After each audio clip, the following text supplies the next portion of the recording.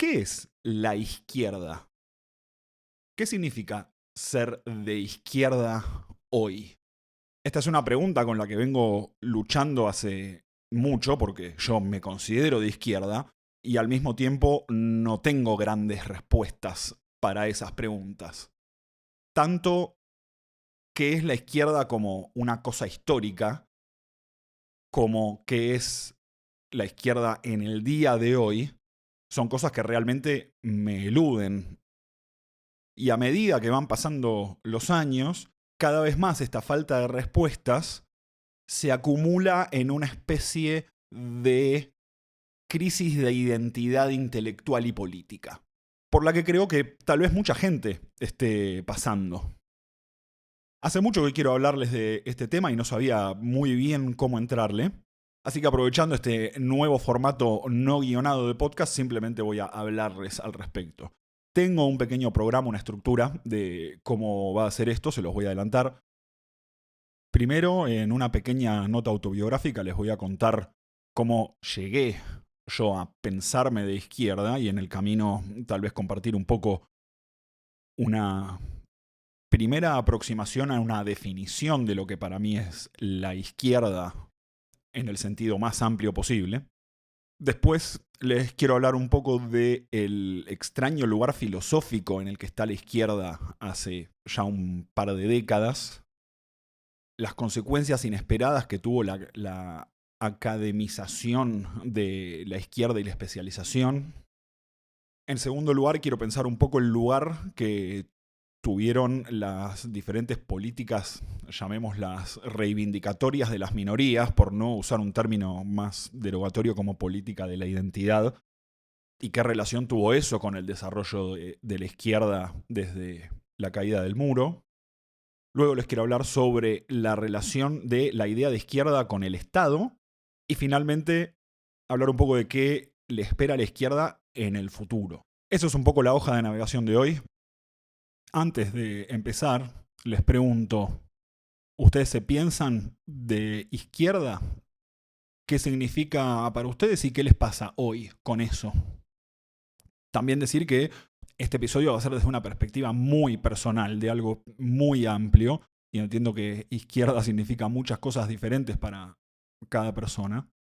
Así que tómenlo también como una especie de recapitulación de mi viaje intelectual, personal, con esta cosa indeterminada que en el fondo creo que es más que nada un posturamiento ético, estético, intelectual y político, todo en una especie de paquete difuso.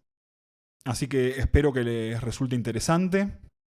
Les recuerdo, si nos pueden dar like, subscribe, contarle a amigos, postearlo en Twitter o Facebook, cualquier cosa que puedan hacer para difundir el canal, sea que lo escuchen en YouTube o en Spotify, en donde también voy a subir los episodios. Les agradezco mucho.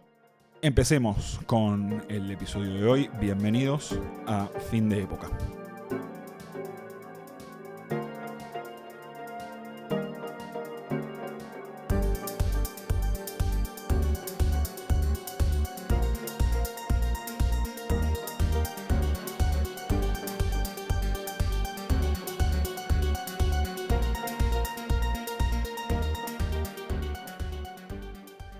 Yo no fui siempre de izquierda. De hecho, la verdad es que según quien me haga el cuestionario hoy, tal vez creería que no soy de izquierda para nada. Pero bueno, eso también es parte de la discusión, porque yo creo que considerarse de izquierda es primero y principal una decisión identitaria más que de teorías y principios. Mi primer contacto con la política fue en el colegio secundario, que era un colegio secundario público de bastante buen nivel, y como buen colegio secundario público de buen nivel, la vida política era completamente de izquierda. Yo, siendo ante todo un contrera, alguien que le gusta llevar la contra, y dado que mi familia y mi crianza habían sido en un contexto básicamente apolítico y por lo tanto irreflexivamente de derecha, mi primera gravitación fue hacia ahí. Sin embargo, mientras fueron avanzando los años de secundario, el adoctrinamiento del woke mind virus fue haciendo su efecto en mí y me fui haciendo más de izquierda. Primero y principal porque sentía que era simplemente más interesante. Como corresponde a alguien que le gusta llevar la contra, mi primer gran impacto ideológico fueron los anarquistas, en particular los libros de Osvaldo Bayer. Voy a recomendar 3: su biografía de Severino Di Giovanni, que es uno de mis libros favoritos, La Patagonia Rebelde y Los Anarquistas Expropiadores. Hago ese paréntesis porque si voy a hacer esto tengo que mencionar esos 3 libros. Seguí leyendo historia y teoría política por mi lado. Luego, cuando cumplí 30, empecé a estudiar filosofía y fue ahí donde me di cuenta de algo que creo que ya intuía. Y esto es una máxima mía personal con la que pueden o no estar de acuerdo, pero mi visión es que lo primero y principal que es, entre comillas, la izquierda, es el debate en el centro de la historia intelectual de Occidente. Si nosotros vamos desde la Revolución Francesa a la Primavera de los Pueblos de 1852, a los bolcheviques, a toda la Guerra Fría hasta el 91, e incluso más allá, porque luego entra toda la lucha dentro del capitalismo mismo, que es de lo que vamos a hablar, lo que se está jugando para la izquierda es siempre un debate intelectual y en cierta medida académico en respecto al centro, carácter y futuro de la modernidad. Fíjense que incluso líderes como Stalin y Mao se vieron obligados a tratar de hacer esfuerzos para contribuir a la teoría de la izquierda. Eso con los líderes conservadores no pasan. Nadie tiene pretensiones de que Margaret Thatcher sea una teórica conservadora. Stalin y Mao escribieron doctrinas malas, mediocres, qué sé yo, pero se vieron obligados a tratar por este carácter académico teórico inherente a la izquierda. Y para mí, en cierto sentido, eso significa ser de izquierda. El tratar de estar al tanto, entender y participar de el debate intelectual que Occidente viene llevando a cabo desde que podemos ubicar el principio del Renacimiento. Y en particular desde la invención de la imprenta. En ese sentido me parece una verdad de perorgullo cuando dicen que la academia es de izquierda. La academia es la izquierda. No es que no hay pensamiento conservador. Obviamente que hay pensamiento conservador. Tenemos intelectuales, muchos entre mis favoritos, Heidegger y Carl Schmitt, sin ir más lejos, eran directamente nazis. Lo importante es que el conservadurismo no dialoga con sí mismo. No es que uno sale a buscar literatura conservadora y los encontrás haciéndose cargo de gente como Heidegger o Carl Schmitt. Los que están sosteniendo ese diálogo con los que podemos pensar realmente como intelectuales conservadores es el aparato de izquierda de la academia. Si uno quiere entender a Carl Schmitt, tiene que leer a Agamben. Acá me parece interesante la figura de Hegel, que es un filósofo que tendría mucho que aportarle a una ideología conservadora. Debería estar en el centro de un debate al respecto de la imagen del mundo del conservadurismo. Sin embargo, no está presente en ese debate histórico, principalmente porque no lo leen. De suerte si algún fascista hizo una lectura mala y superficial de Nietzsche, pero más o menos hasta ahí llega la profundidad intelectual. No me estoy yendo de tema, parece, pero no. Lo importante acá es que la realidad es que el conservadurismo y la derecha tienen vida intelectual. Tal vez hay un canon conservador, pero es difícil decir que hay un debate histórico conservador. Si uno lo va a buscar en los libros, no está. Está todo enmarcado dentro del gran debate académico que es esencialmente más o menos de izquierda. Sí, obviamente que existe Adam Smith, obviamente que existe una tradición intelectual del liberalismo, obviamente que existe incluso la filosofía analítica anglosajona la podemos más o menos ubicar dentro de eso.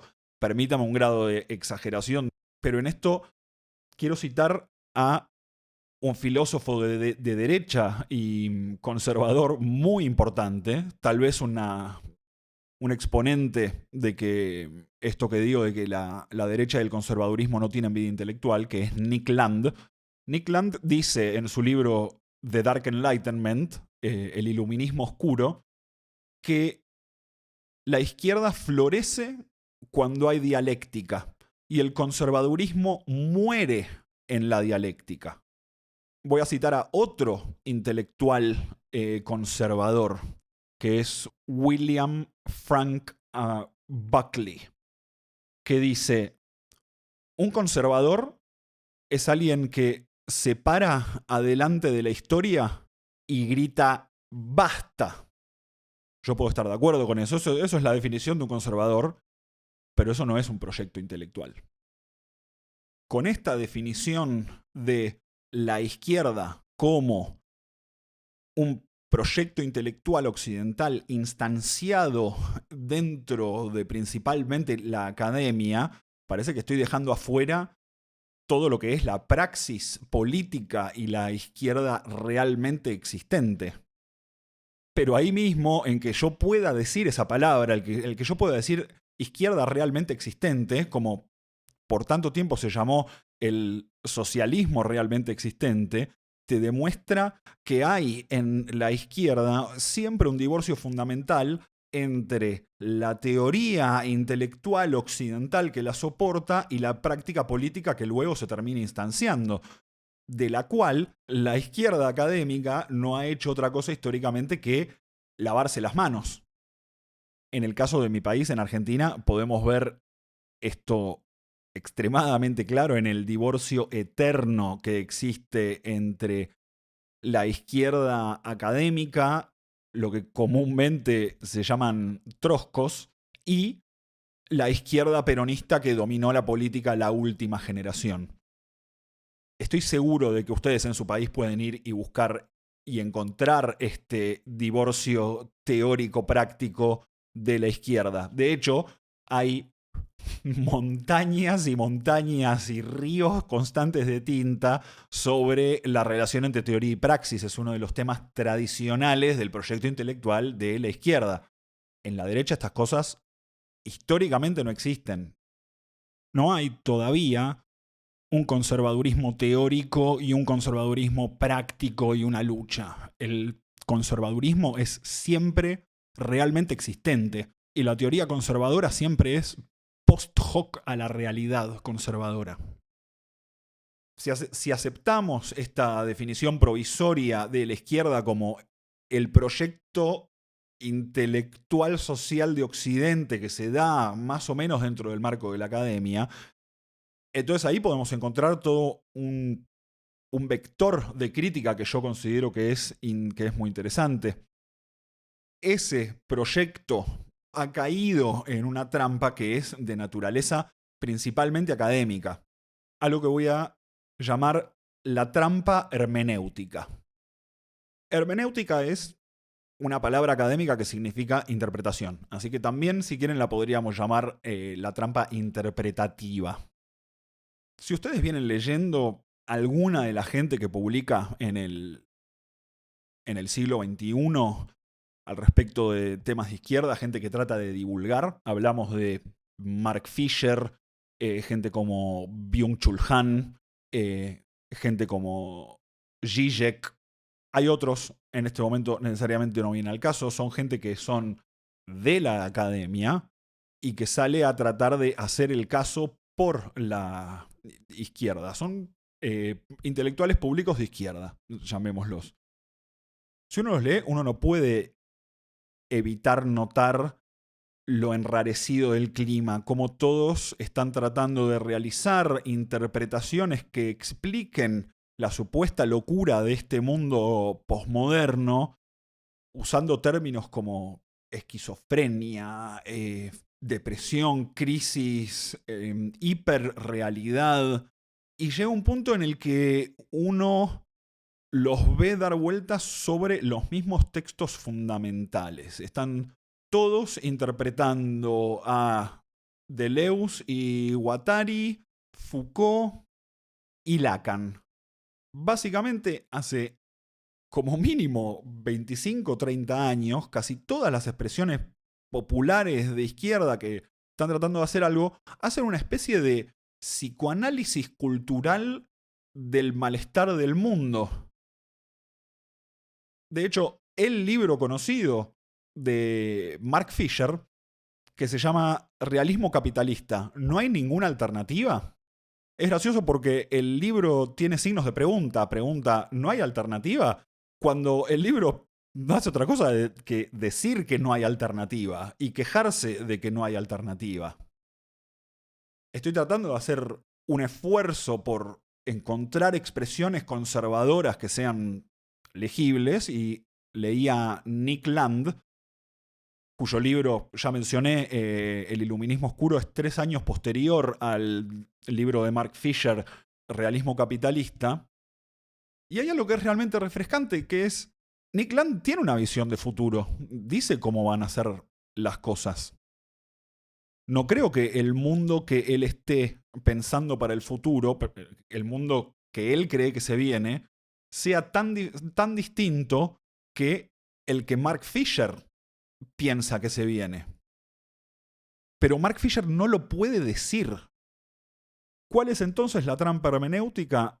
Han ido a un lugar intelectual en el que solo pueden dar vueltas alrededor de lo que ellos piensan que son las causas profundas y filosóficas por donde nos encontramos, pero dada su condición de académicos que tratan de estudiar y explicar la realidad, la perspectiva de proponer algo nunca llega ni siquiera a asomar la cabeza. Leyendo a estos autores que están involucrados en una especie de búsqueda esquizofrénica de la interpretación última del capital, uno queda con la sensación de que se está enfrentando a una especie de dios tonto como los que describe Howard Phillips Lovecraft, que el solo mirarlo te produce la locura.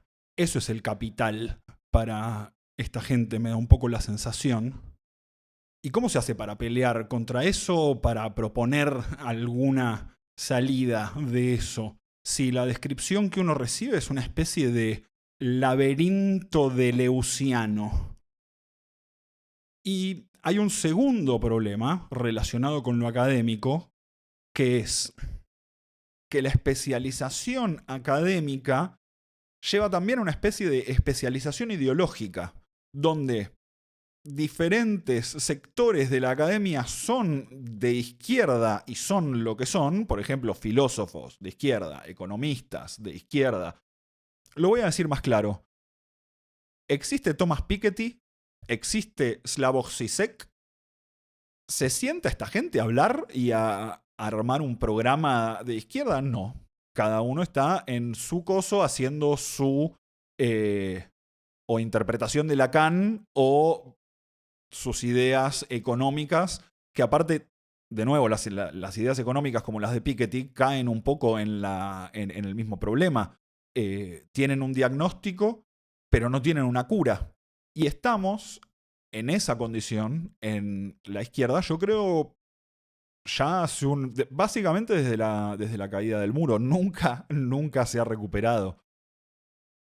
Es más, yo creo que esos sueños de revolución y su inercia intelectual dentro de la academia y la izquierda en Occidente, en cierto sentido, cooptaron o contaminaron los reclamos que vinieron después que fueron tal vez mal llamados política de la identidad, pero creo que por ahí está bien llamarlos reclamos de justicia identitaria.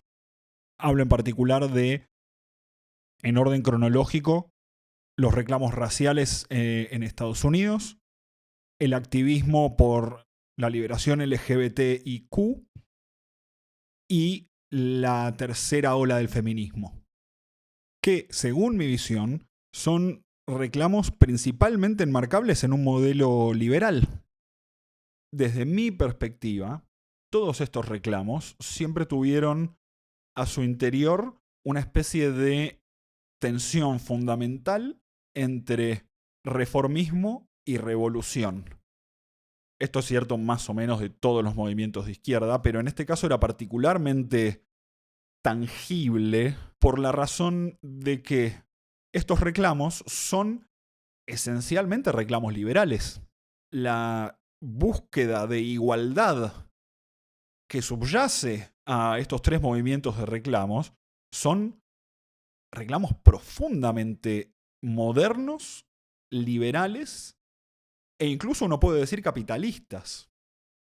Porque lo que se reclama, uno podría decir a primera vista, es que se abran las puertas y que se les permita entrar a la citadel del capitalismo liberal. Esto es particularmente claro en el reclamo de las minorías raciales de Estados Unidos, donde lo único que se pedía era que los dejen vivir el modo de vida liberal que se vivía en muchos lugares del país, que se repudiaran las leyes arcaicas que los dejaban atrás. En el caso del feminismo, esto creo que también es muy claro. Incluso desde una perspectiva filosófica, el reclamo de igualdad subjetiva, de que la propia identidad es algo inherentemente válido, es algo que lo podemos ir a buscar a Descartes. O Descartes, discúlpenme. El cogito de cogito ergo sum no es hombre ni mujer y es una entidad esencialmente autorreferencial. Esto no es otra cosa que el núcleo mismo de la modernidad, el liberalismo y el capitalismo también. Una forma de individualidad autoapoyada en esa autorreferencialidad del sujeto. En ese sentido, estos tres movimientos, el feminismo, LGBTIQ+, y minorías raciales, no hacen otra cosa que afirmar que su cogito también es un cogito, igual que todos los demás, y que los productos de su cogito que determinan su identidad son igual de válidos que los mayoritarios y cerrados que dominaban. O sea, Descartes y Judith Butler están unidos no por una tenue y difuminada asociación. No, es gruesa y derecha la línea. Esto no es necesariamente algo que pueda ser dicho y aceptado en voz alta, porque meramente querer formar parte de un sistema que hace 200 años viene siendo juzgado como profundamente injusto y digno de ser derribado, es abiertamente contradictorio. Ahí se abre el espacio que las ideas revolucionarias ocupan dentro de estos tres movimientos, con ideas como la destrucción final del patriarcado. No es muy difícil conectar la idea del patriarcado y su fin con la idea marxista de la venida del socialismo y la caída del capitalismo. Es por eso que, por más que yo creo, esto es una opinión personal, el núcleo de los reclamos de estos tres movimientos haya sido un reclamo plenamente liberal e inscripto dentro de la ley escrita de los sistemas legales nacionales que ya existían, de todos modos tuvieron que tomar una teoría y una estética revolucionarias sin nunca llegar a una praxis revolucionaria. La estética y las ideas revolucionarias se cuelan en estos movimientos que son, yo creo en su esencia, liberales por razones que son personales y de estética, o sea, los individuos concretos que están llevando a cabo esos reclamos no quieren ser liberales, no importa cuál sea la esencia filosófica de su reclamo, y eso está bien. Y segundo, por oportunismo político organizacional. O sea, ya existía una enorme inercia de intelectualidad y teoría marxista o de otras marcas de izquierda dando vueltas por el mundo académico, y una vez que se abrió ese espacio entraron todos. ¿Cuál es el problema de todo esto? Y acá es donde por ahí voy a decir cosas polémicas. El problema es que ganaron.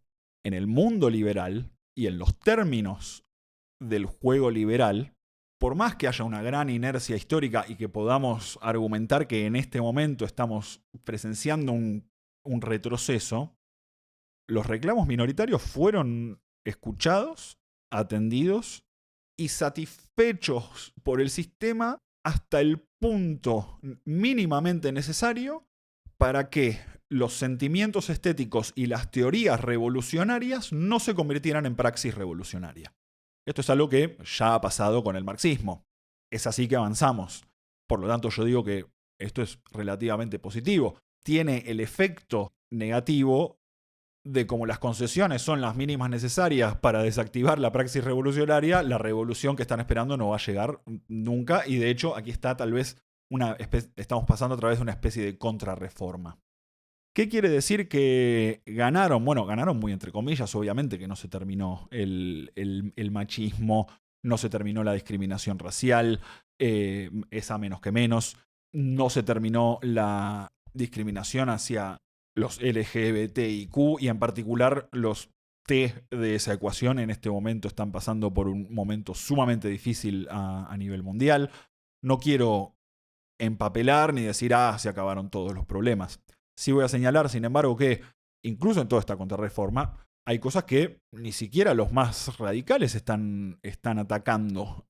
Por ejemplo, la homosexualidad y los homosexuales ahora perfectamente pueden ser conservadores, existen. Y en ese sentido, los políticos conservadores tratan de no meterse directamente tanto con esas demografías más grandes de esos movimientos y concentran su ataque en los que son más minoritarios, con la más absoluta misericordia a esos minoritarios. En la gran foto de esto te dice de que hubo un avance real, que incluso dentro de los retrocesos están teniendo ciertos límites culturales que ya se cruzaron y no sé si son retrotraíbles. Ojo, digo esto y la historia me puede refutar muy duro en 2 años por cómo viene la cosa. Así que lo pongo muy entre paréntesis. Solo quiero insistir en esto. La academia, por ejemplo, ya es muy mayoritariamente femenina. Y eso no va a cambiar. Dentro de las corporaciones, que es donde yo me muevo, la diferencia de la presencia femenina entre 2000, que es más o menos cuando yo entré al mundo corporativo, y ahora, es increíble. Realmente es una transformación que no tiene vuelta atrás, y esta transformación se ve en lugares como India, por ejemplo, que obviamente habiendo grandes brechas de clase, el machismo es una cosa que funciona a absolutamente todos los niveles de la sociedad, y sin embargo las corporaciones y el Estado han sabido ser un refugio. Yo no voy a dar el discurso de que las políticas de identidad se pasaron de rosca, como que hicieron demasiado. Creo que más bien lo contrario, no politizaron lo suficiente incluso, pero de una forma muy particular. La dominación del ideario revolucionario y marxista que venía como inercia de tiempos anteriores, se perdió, creo yo, una oportunidad muy real de hacer política electoral. De manera simple y matemática, las mujeres, más las minorías raciales, más las personas LGBTIQ+, son la mayoría del mundo. Por lo tanto, si hubiese habido el partido de las mujeres, minorías y diversidades, y lo hubiesen dicho abiertamente, y hubiese sido ese el programa, hubiesen sido votadas y votados. Obviamente, no quiero decir que hubiesen ganado elecciones necesariamente, pero en todos los sistemas parlamentarios hubieran sido un partido importante. Luego de la caída del muro y del colapso de la Unión Soviética, quedó una secuela y una inercia de pensamiento que yo creo que forzó a los reclamos identitarios de principios del siglo XXI y finales del XX a no aceptar su propia naturaleza liberal y tomar para sí una estética y una teoría revolucionaria que en realidad la misma gente que la practicaba nunca tuvo la intención verdadera de llevarla a la práctica. Y que hoy que el sistema liberal se abrió a ellos hasta cierto punto y el sistema del mundo está reaccionando en contra de esa misma apertura, se encuentran en un lugar muy extraño para reaccionar. Aunque yo creo y tengo esperanza de que la virulencia y la estupidez de lo que viene del otro lado termine forzando una especie de nueva unidad, en donde el debate de si liberalismo sí o liberalismo no tome otro color y haya otras disponibilidades frente a la amenaza concreta, verdadera e inmediata del fascismo. Voy a saltar torpemente al próximo tema del que les quería hablar, que es obviamente relevante también para este, que es la relación entre las ideas de izquierda y el Estado. Para eso voy a volver a 1872. En 1872, en una declaración que emitió desde La Haya, Marx declaró que la conquista del Estado era una condición necesaria sine qua non para la revolución.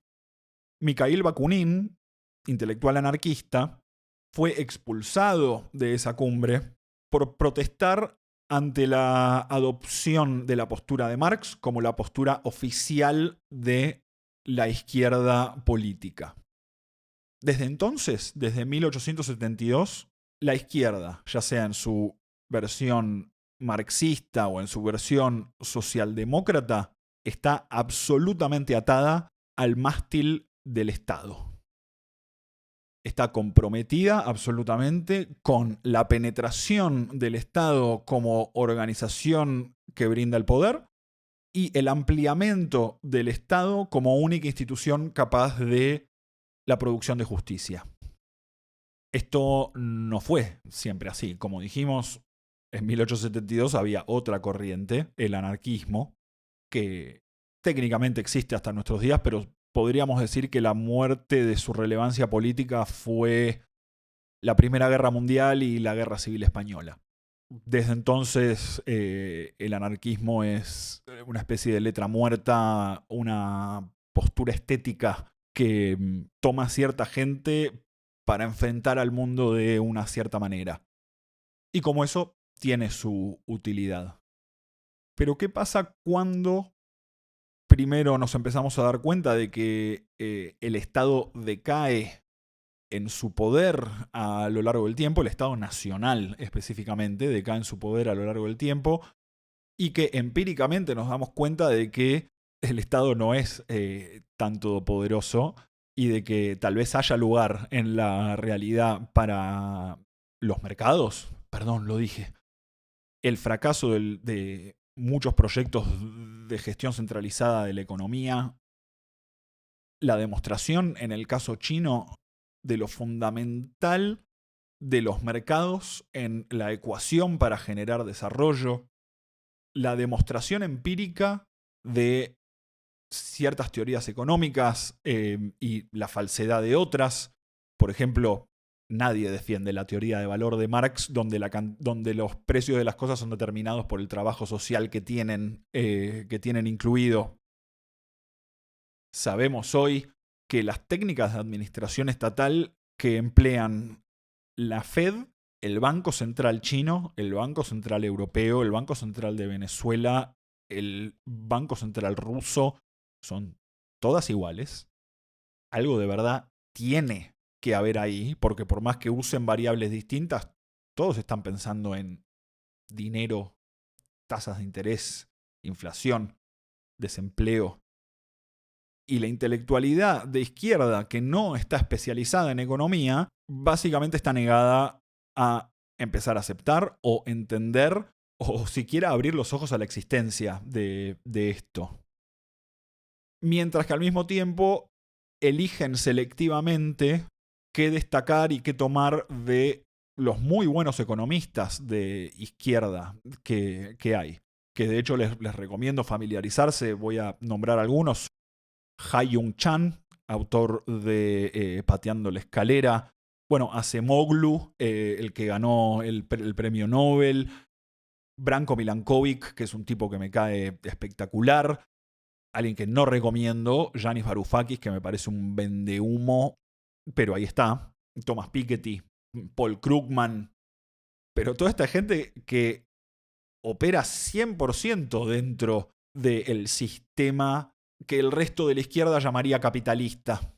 En ese sentido, la persona de izquierda de a pie vive en una especie de contradicción esquizofrénica permanente y fingiendo demencia porque quiere pensarse marxista o quiere pensarse revolucionaria o quiere pensarse anticapitalista o quiere pensarse antisistema, pero está construyendo castillos en el aire porque básicamente no hay ningún fundamento ya a esta altura al que pueda señalar y decir, sí, eso es lo que quiero. Hay una cierta nostalgia del presente con China, con una total ignorancia de cuál es la realidad de la gente de China y de que difícilmente lo creerían como un modelo de izquierda, el modelo chino, que tiene inmigrantes ilegales internos, por ejemplo, por las centenas de millones que no tienen acceso a servicios sociales porque no son técnicamente residentes de en donde viven, por dar un solo ejemplo. Me he ido un poco de tema, pero quiero señalar esta contradicción central en que la conquista y la centralidad del Estado en la economía han encontrado sus límites empíricos, pero la izquierda no quiere salir de ese pensamiento. Ni tampoco quiere decir que está lista para una revolución, porque saben que tal vez esa revolución global no sea exactamente popular, ni haya gente muy dispuesta a sacrificar todo por una revolución. O al menos no por una revolución socialista, internacionalista y globalista. Y acá llegamos, creo, a la contradicción tal vez más irreconciliable entre izquierda, Estado y modernidad.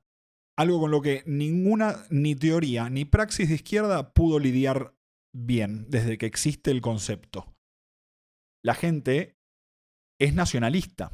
Y ya sabemos que en la modernidad la gente es nacionalista. ¿Qué quiere decir nacionalista? Que quiere que su país exista.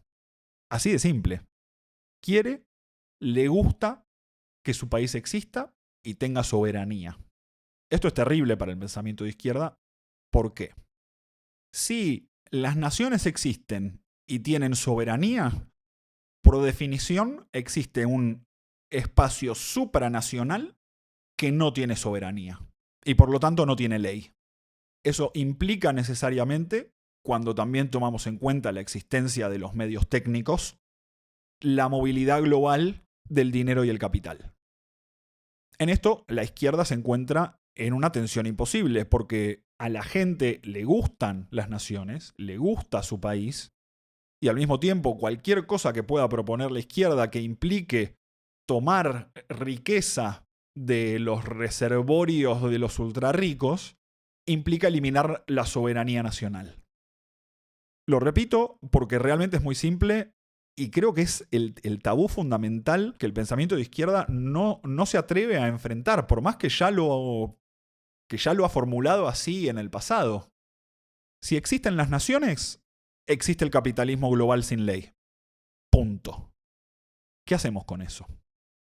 Yo la verdad no era esa respuesta, porque a mí la idea de una soberanía global, la idea de un gobierno global, no me gusta. Me da miedo.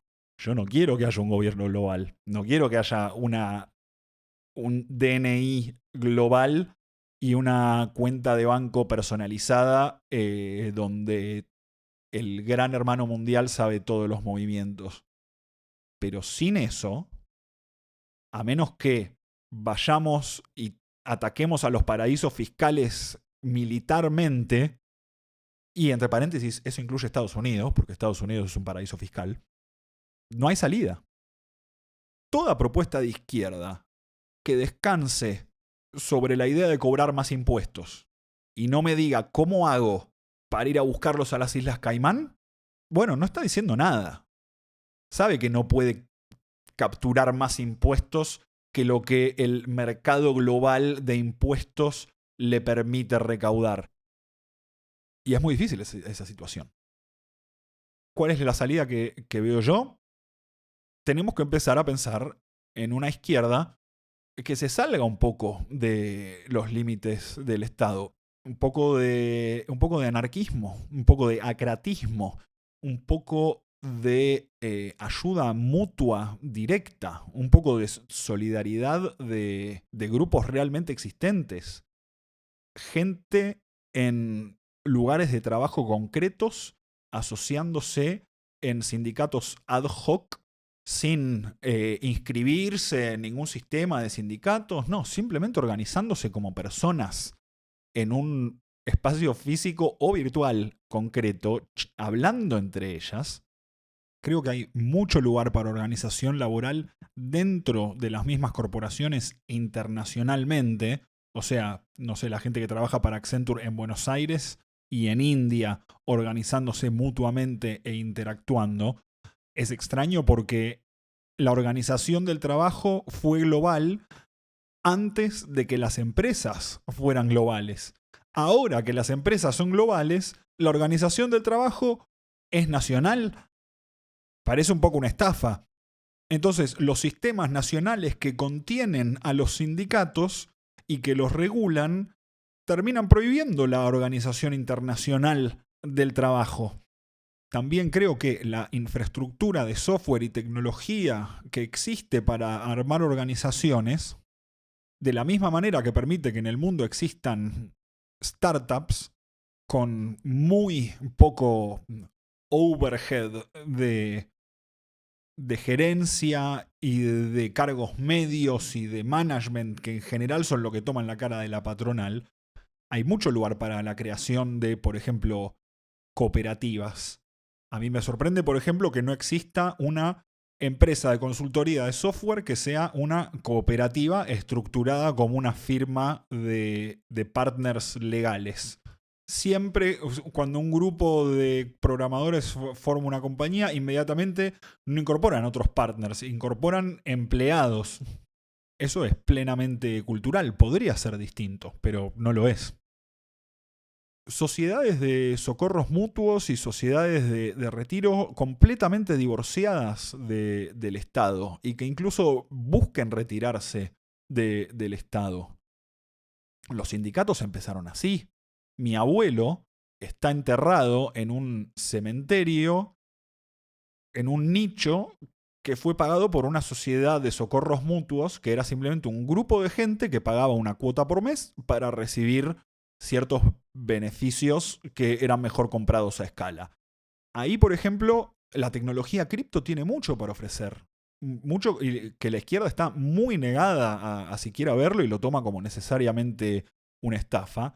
Pero realmente hay una manera en que 100 personas pueden contribuir recursos a un sistema cerrado y votar cómo se usan esos recursos sin que nadie de afuera pueda penetrar eso, sin que ningún Estado pueda realmente intervenir. Vuelvo con Nick Land. Nick Land en ese libro El Iluminismo Oscuro, The Dark Enlightenment, que realmente lo recomiendo porque es muy bueno, menciona que algo fundamental que el libertarianismo está defendiendo es el derecho a la salida. Es el derecho a irte de la coerción fundamental del Estado que te obliga a participar. Esta idea de divorcio del Estado y escaparse del sistema puede sonar como mera propaganda para millonarios, pero creo que esa es precisamente la aproximación que hace que la izquierda desperdicie lo que es un espacio estratégico bastante grande a la izquierda de la izquierda, incluso más allá de la izquierda revolucionaria. Creo que hay un hilo conector entre piratería, cripto, aprender y entender las técnicas que usan los ricos para no pagar impuestos que hoy son mucho más accesibles para todo el mundo. Si cuando ellos lo hacen es optimización de estrategias contables o rebelión impositiva, bueno, entonces para nosotros también. ¿Saben qué causaría que realmente se cierren rápido las trampas impositivas? Que las empiece a usar la clase media. Ahí realmente empezarían a cerrar agujeros. Anonimato y su defensa y su uso, utilizar el lado oscuro del internet y de la tecnología y los drones en contra de tanto corporaciones como individuos clave, la estafa, el chantaje.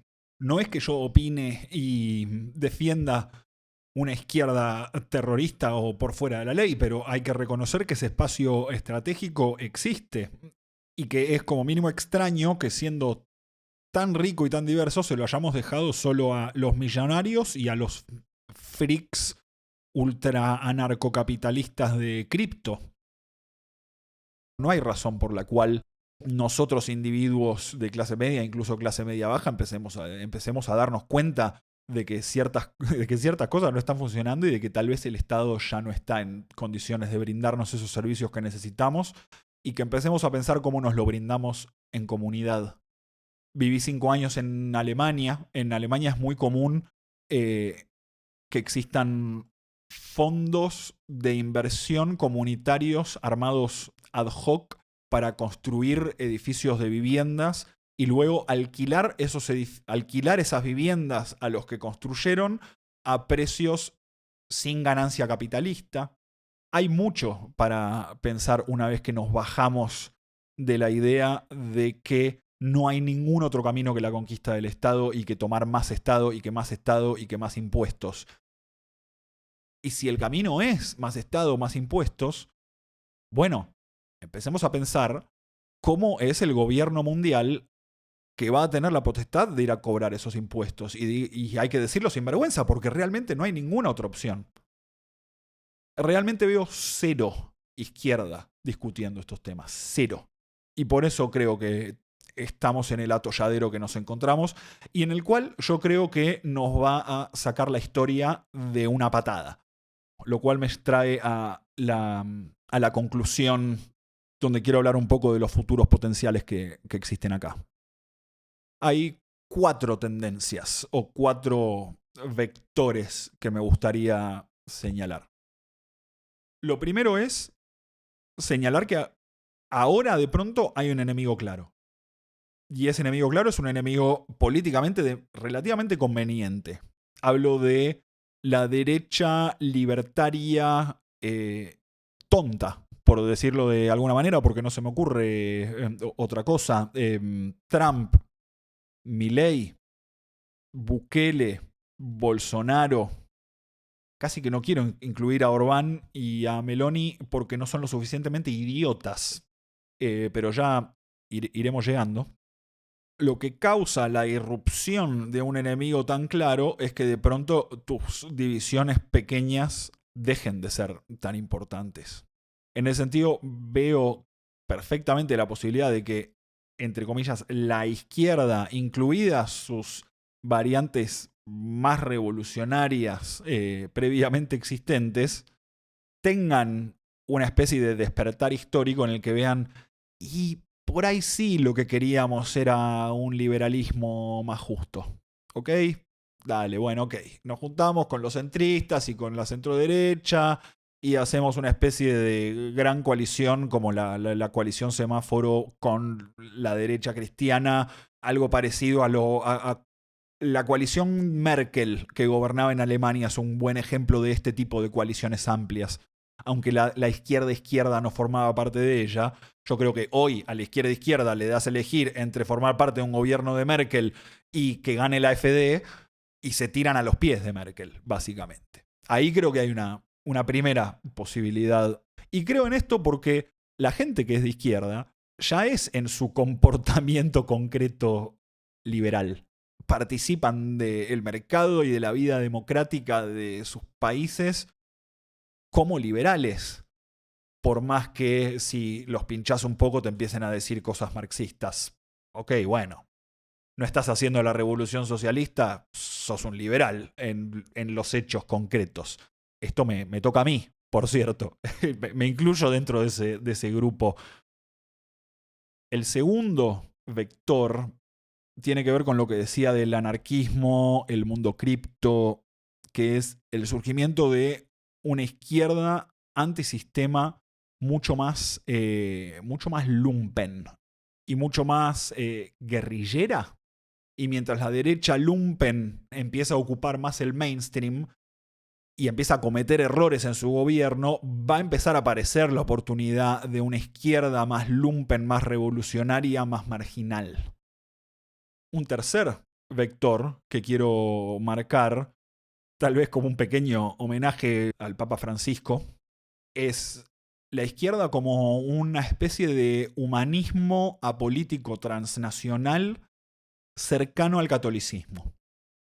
Esto es algo que yo creo que ya en ciertos lados sucede y depende cómo vaya el siguiente cónclave. Acá puedo estar diciendo una taradez enorme y en 15 días van a elegir a Hitler, Hitler para ser papa y esto va a envejecer muy mal. Pero si no fuese el caso y la iglesia viese que hay una veta para ocupar mucho poder desde ser digamos, el regreso del humanismo laico a la casa de Dios, como lo pondrían ellos, y que habría un gran fundamento histórico para contar esa narrativa, ahí hay algo, creo que un potencial muy interesante para un catolicismo humanista más laico, más político.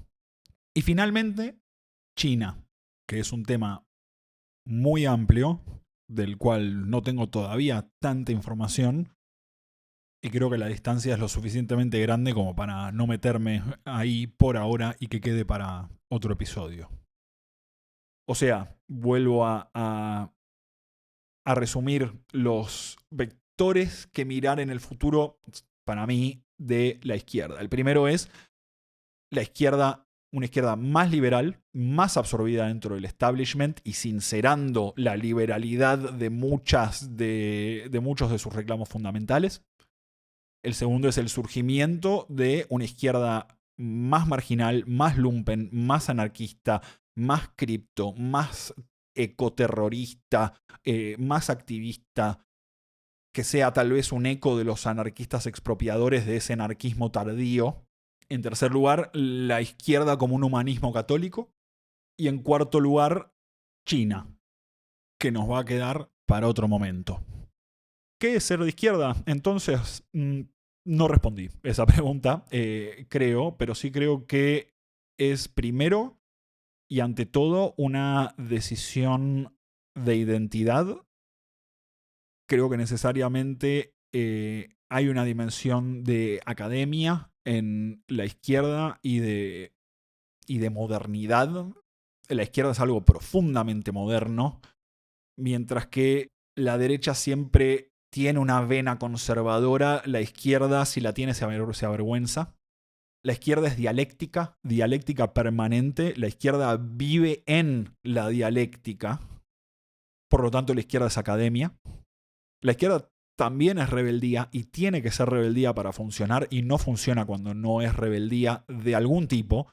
E incluso internamente a la izquierda, todo izquierdista se siente rebelde de las otras izquierdas. Y esto es algo que lo he comprobado en la vida real infinitas veces.